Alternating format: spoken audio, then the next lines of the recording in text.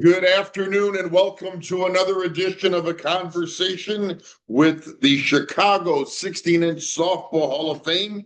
And today we have a special guest in our Hall of Fame audience. But as always, we are in front of one of our bigger live audiences of the years. We may not have enough seats.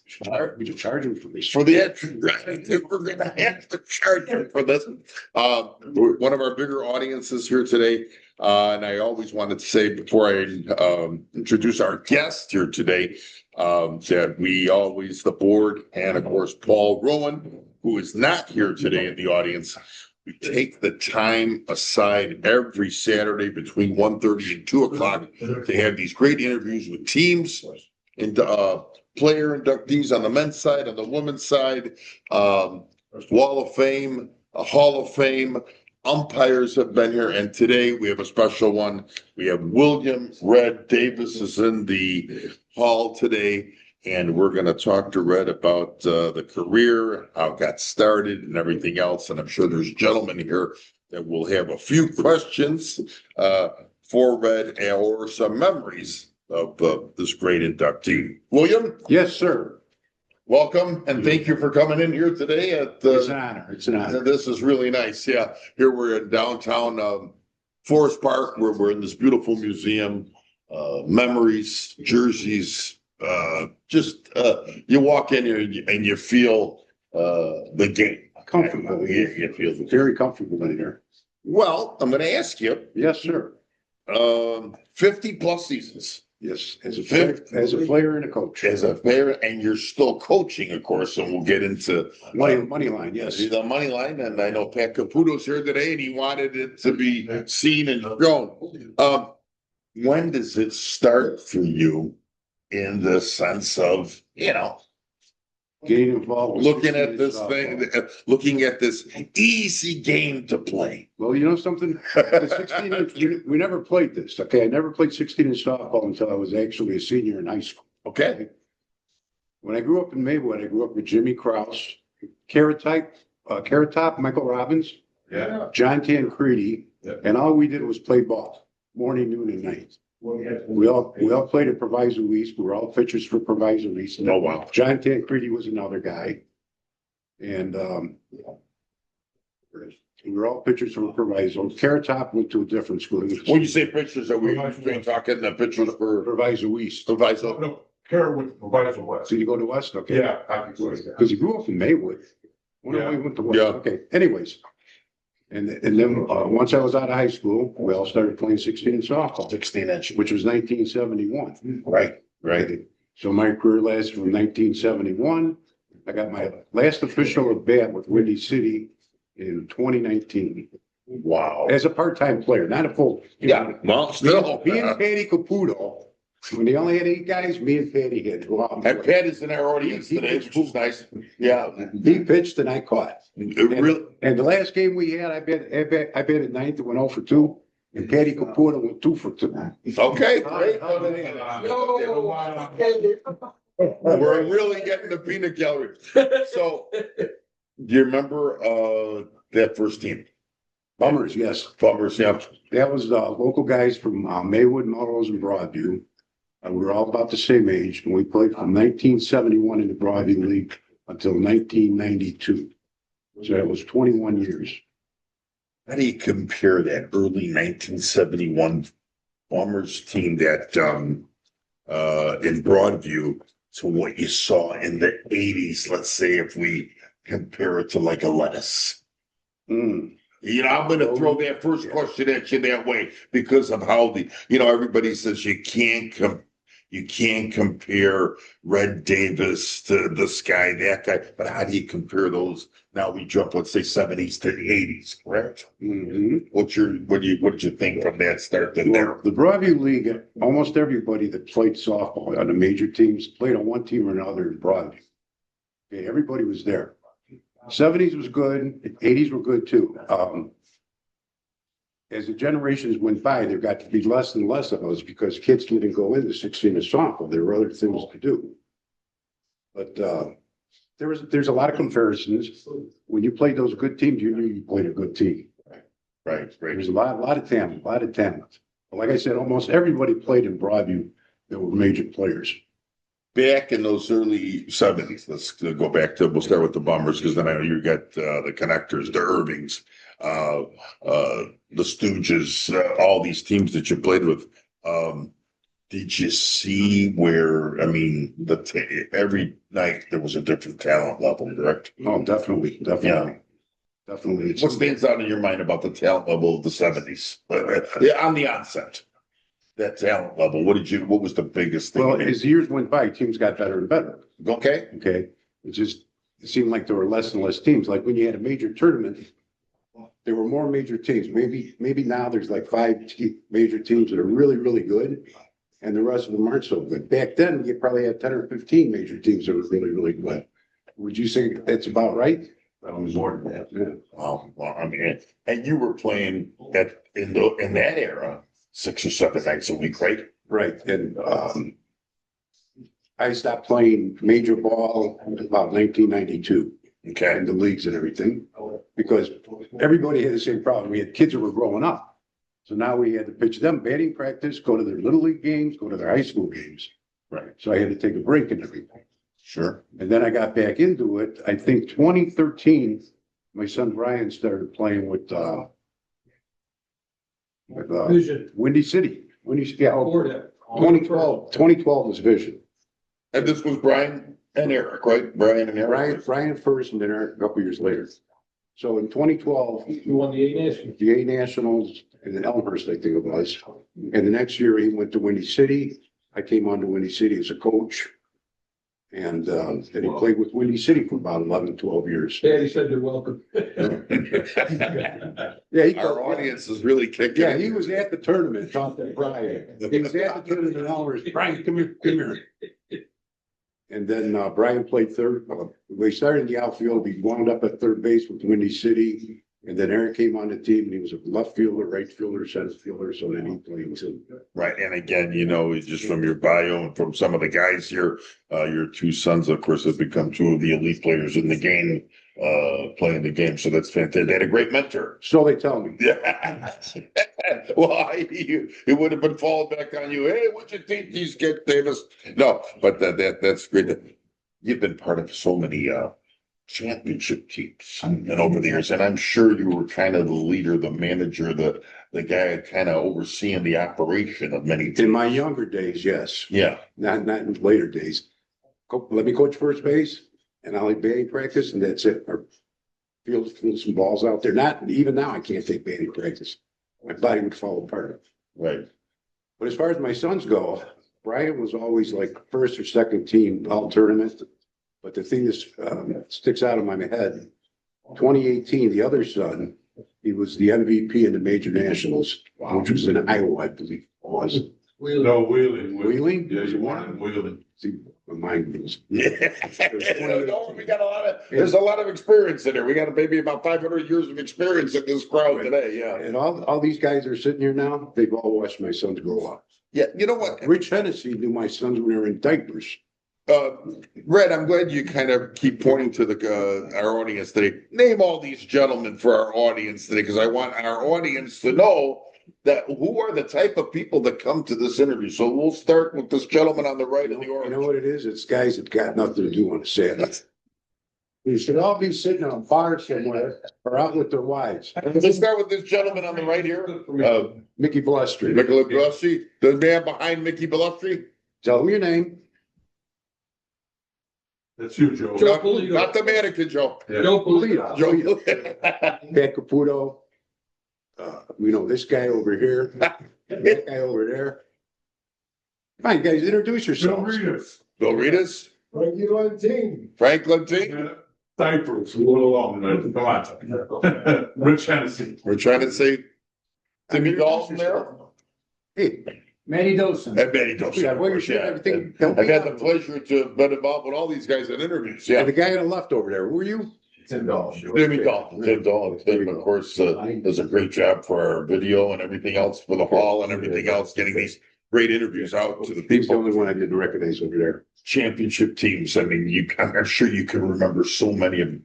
first of all, because I have never seen you play, and just hear from the guys, and your name has come up many times here in the 3 years that I've been here. What position did you play? I started out as a center fielder and wound up as a catcher. Wow.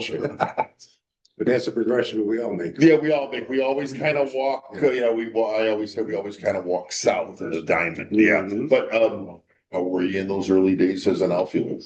Well, I could track anything down, Yeah. but I had a unique style of catching. I caught it, because I played football for Riser too. Okay. As a punt return. All right. So I caught the ball as I was feeling, like I was feeling a punt. Wow. Yeah. So kind of bringing it in. Yes, Yeah. yes. That bringing in kind of style. Yeah. Where you knew the ball was going to stick. And my youngest son, he got that style too a little bit. What I find not weird, what I find amazing about the 70s and 80s and now how we talk about it into the 90s and the 2000s, you really could tell that guy who was the A player, and somebody with your experience who was the A player or who the guy was on the different level. You being Willliam Red Davis, could you see that right away when you were trying to form a team? Yeah, oh yeah. And in later years and everything, Patty and Mickey will tell you this too. You could watch a guy take batting practice and field balls, and you say that guy's going to be a ball player. Right, okay. And in later years, one of the things that really pissed me off, and it probably pisses all these guys off too. When we were younger, we were all on the bench talking about the game. Right. We were all into the game. We were noticing the weaknesses on the other team, where to hit the ball, how to play guys and everything. Always talking to each other. Now, I look at some teams and half of the guys are like this. Okay? How are you going to be in the game? Watch the game. Sometimes you got to call, hey, you're on deck. I'll be coaching first. And I have to, on deck, that. I had a conversation with Franklin Teen today, not today, but who's in our audience. And Frank has told me the same thing. The interest of the younger player, like you just brought up, is just not there. The mindset is not there. And that's what we hope with everything else that they're bringing this back. And Mick brings up always to me the commitment level, the word wedding in this museum is taboo, I feel. Because the guys would say, we're not going to a wedding. My wife would go by herself, or they're lucky we got an envelope. We were there on a Saturday night if we had a tournament and everything else. You see the commitment level besides what we just talked about. And another thing, I think we're all baby boomers here. Right. We knew how to multitask things. Okay. Once you're on the cell phone, it's like, that's what's on their mind. Right. Okay. They don't multitask. But the commitment level, definitely that's a problem. Without a doubt. Yeah. And if you don't have the commitment, then that really disrupts the camaraderie. I always say it's one of my sayings. Let's go back to some of these tournament teams that you run. Do you remember? Are there a few of them that stick out? I got some names for this. Yeah. Let's. This team. I love that you brought this. If you want to talk about a lot of testosterone being out there, let me throw some. All right, let's hear some of these names because our audience and these guys are going to love. I don't know how this team didn't win more tournaments. Okay, start off with Jeff Berger. Okay, Eddie Chibi, Odell Humphreys, Rich Hennessy. There he is. Danny Amthor, Scotty Bird, John Tancredi. Okay, that was a hell of a team. And out of all these guys written down here, Odell. But I'm going to stop you. So let's go from Berger to Tancredi right here. And this was the Stooges, correct? Turbies. Yeah. Turbies. I'm sorry. Give me one or two words of each of these guys. How would you describe them? Just in one or two words. Let's start with Berger. They're all out there. A whole bunch of them. They were all committed and they were loyal to the team. And Did one do something better than the other? The way of they all had their skill set. Okay. Since we got But Hennessy there here were in our no weaknesses or anything to them. since we got Hennessy in our audience, how would you describe Hennessy as the player? A good player to go to all fields, really into the game, Right. really into the game. And, just has good skill set. And he had power and he could place the ball. Right. All-time leading triples hitter in softball. Okay. Because as far as he could learn, third base. Yeah. Go ahead, you were gonna talk about the Maywood guys here. We're up to the Maywood guys here that you played with. Well, I went over that before when I grew up in Maywood, the guys that played ball. Oh, yeah, yeah, just do that, okay? Robbins. Top, John T. Creedy, and all those names are down here. And out of all these guys who are listed on this, my favorite teammate, and probably everybody will agree, is Odell Humphreys. Absolutely. Odell Humphreys, he was a guy. He controlled the team and he kept everybody's mind into the game. Everybody else tied for number 2. But Odell Humphreys, like I said, these guys will all agree. He's a team guy. He stood out. He stood out. You know, and then here you have what's this, Carrot? Yeah, Carrot Top, John Kerry, Mike Ulateri, Cassie, Scotty Berg. Those are all guys that I play with. Kelleher, Felisiak. You know, that impressed me as ball players. These were the cream of the crop of ball players along with these guys. A lot of these guys, Yeah. A lot of these guys I didn't play with, but I played against. Okay, yeah. Okay, like Felisiak and everything.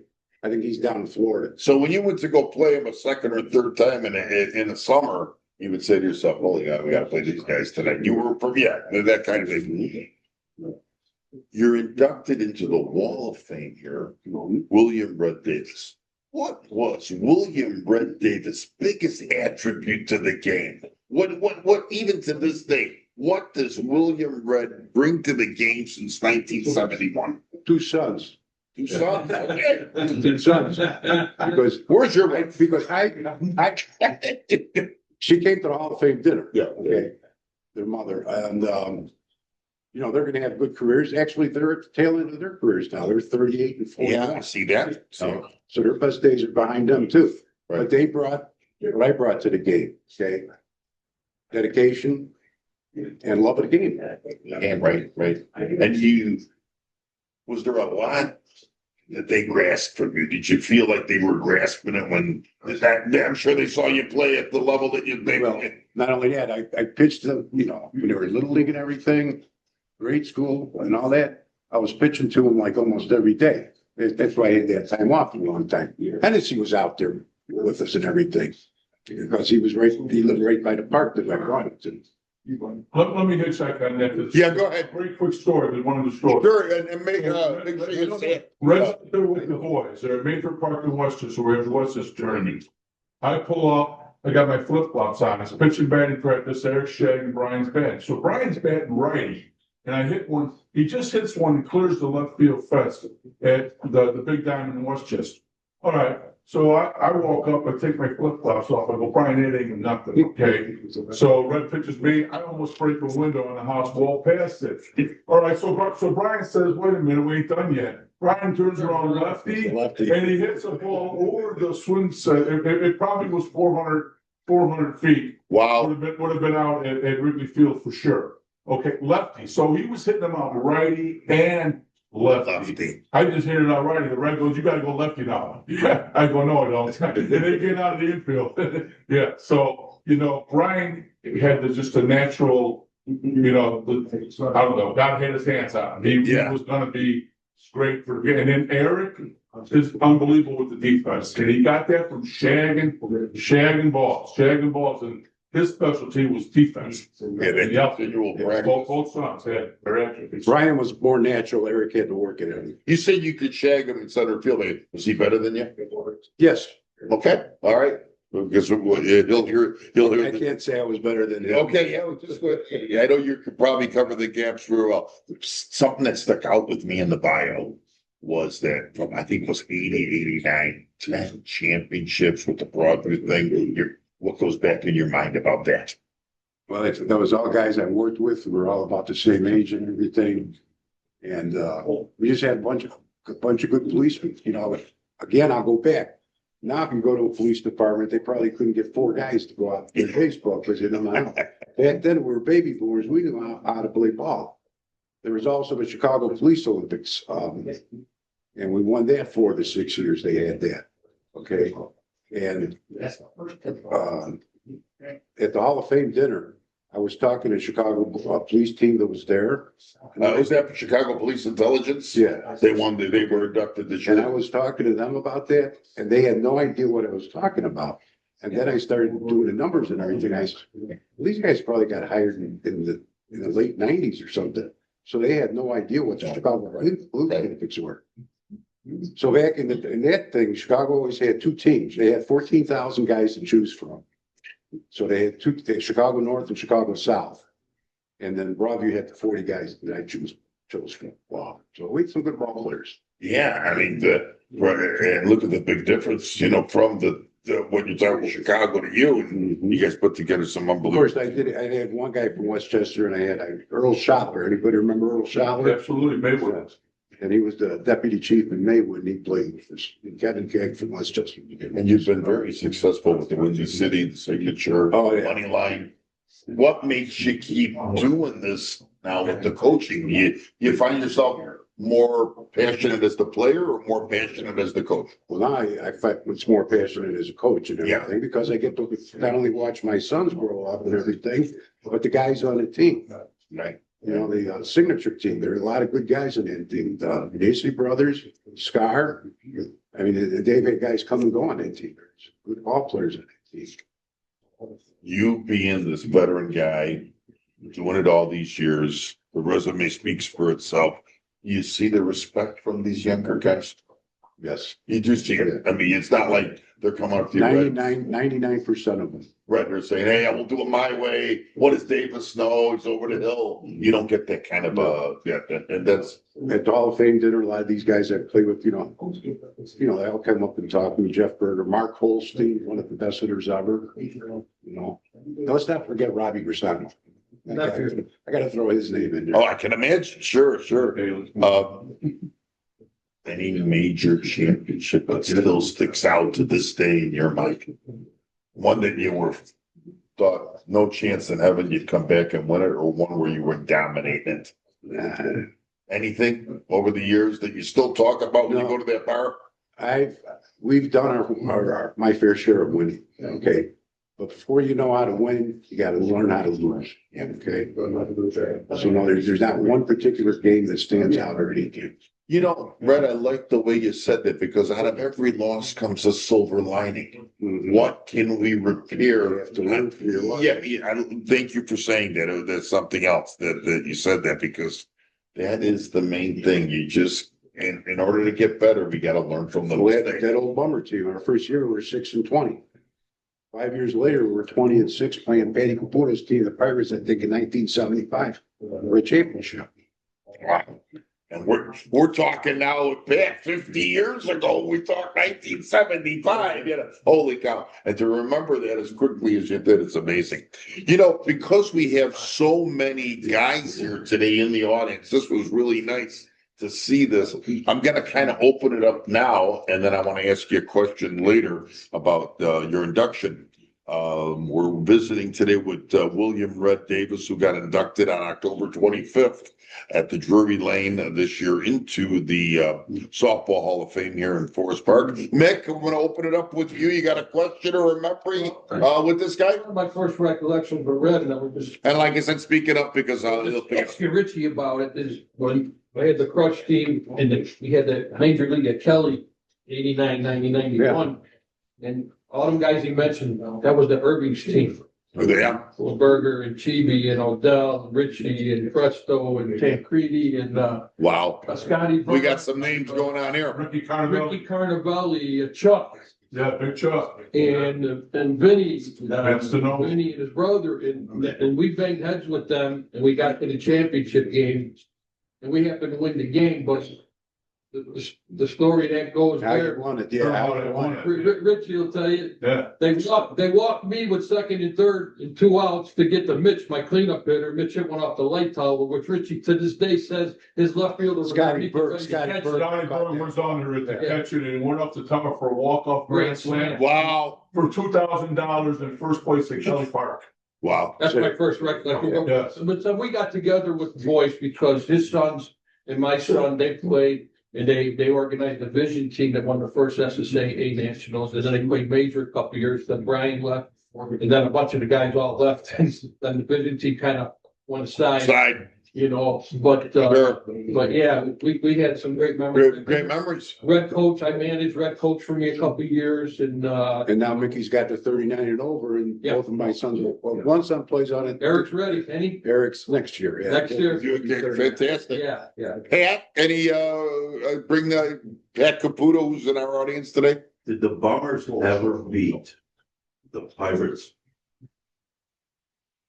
Probably about half of the time, because you told me that. There you go. You told. There's the walk right into that one. Did he walk in? For sure. The way the league was set up, we'd play each other twice a year. There were 26 games in a season. There were 14 teams, so you play everybody twice. I just don't remember that. You don't remember the loss one. I know. Yeah, that's. He's a White Sox fan. He puts the horses behind him. That's called the thing. It's called the thing. Short-term memory loss. So the ball bust. Joe Polito. One of Fred's friends growing up with, my wife's first cousin, Oh, wow. Rick Carlson, yes. Westchester. So you remember that pretty well, right? Yes, sir. Yeah, Joe Polito in our audience, another Hall of Famer. Dose, anything you, want to bring up to this gentleman? Well, I've been in the game 35 plus years and a lot of teammates over those years. I played on a lot of teams and Red's two sons are two of my favorite teammates of all time. Wow. So I think that says a lot about the father that raised them. That upbringing, for sure. They're in terms of softball, just wonderful teammates, very positive, hard nosed, and you know, as Richie talked about Brian, there's not too many more talented softball players that I've seen in my time in this game. And with Eric, there's not too many guys that worked his butt off to get to where he's at today, which is just a player that if I need a big hit, you know, this goes without saying, he's a terrific defensive outfielder, but if I need a big hit, he's the one guy on my team I want up at the plate. Wow. So he gets, you know, he doesn't get enough credit for the hitter that he is. Sure. So he's worked himself up to where he's a tremendous softball player. So two of my favorites in the game of all Yeah. time. Well, thank you very much for the compliment. Compliment of compliment. Manny Dose. Really? Besides Schroeder Park, which was your favorite to play? Out of all the fields I played with, On all the parks you played, Favorite park? okay, besides Schroeder, what was your favorite? Grand Park and naturally Forest Park. I love the Forest Park tournament, the way they set up the food tents and the beer tents and everything. And to watch Mark Holstein play out this field on Harrison and put it in the beach stands. So those were my best two fields. I like the venue at Grand Park too, with the lake behind you and the big buildings on the other side. Plus that, if anybody ever played at Grand Park, the wind does some weird things to the ball. You will be playing center field, looking over your shoulder, running back then it's all of a sudden, there's different levels of wind. And all of a sudden the ball's going that way. Plus you're looking at the guy from the field next to you. So Oh, yeah. Yeah, because the diamonds. Yeah, it's not like Forest Park where everything's smooth. Yeah, there's little gullies and everything out there too. Yeah. Exactly. Who's the rookie next year? I think it's some rookie guy named Frank Lentine. Mr. Lentine. Yeah, Mr. Lentine. Frank, question for all right, better. I am very, very, very pleased that you are playing it forward. I can really say you're doing the right thing, man. We need more of you in today's game, pushing the game forward with our kids and with the young youth that they see, because you're a good role model. You show them what's going on. And right now, I don't see that happening a lot. And you are a good example of what we're doing. Playing it forward. I'll give you the best example. We were looking to get married in 1965, that first started to make my wife. And we couldn't plan our wedding in the summertime. But we all, anybody we invited, they weren't coming. Hey, this is what I'm saying, that God bless you. Thank you for, again. Thank you, Frank. Compliment. Thank you, Frank. Huh? Over 20 plus years, played together on 5 or 6 different teams, whether it be connectors, irving, Yeah, stooges, rockers, Bombers always we were doing the bummers always at Schroeder while we were playing on other teams too. Sure. And just, play with you was always great. You gave it all. We always had that in common. We gave it 100%. I watched your kids grow up, starting and playing in the sand in the dugout at 5 years old, you know, and them becoming great ball players now with your leadership and it's a testament to you. And one attribute that stood out with me in the mid-80s when we first started playing together, your ability as a right-hander to hit the right side. You had the right side down. You started out early where you were pulling everything, and then you learned about hitting the right side. John Phillips taught me how to do that. And, you know, and it became a weapon for you. And I took notice of that. And it really kind of got me going to go more to the right side, how effective that could be as a right-hander. And you had it down pat. You had it down pat. That was your field, that right sideline drive. And you were always a good teammate and a good friend. Sir, Thanks for that great welcome to the Hall of perspective. Fame, Brett. Thank you, thank you.